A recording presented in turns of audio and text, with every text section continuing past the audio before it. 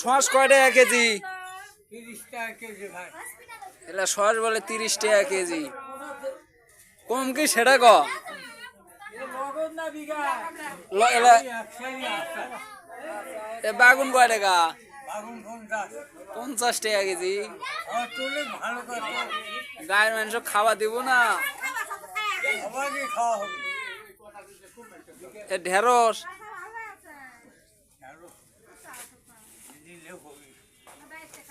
এ কুরবানির আগে পেঁয়াজ কয় টাকা কেজি লাছো সেটা ক? এখন বর্তমান 40 টাকা। 40 টাকা। তা কমে আছে। যাদের লাগবে তারা নানার কাছে অবশ্যই চলে আসবেন। গ্রামের বাজার।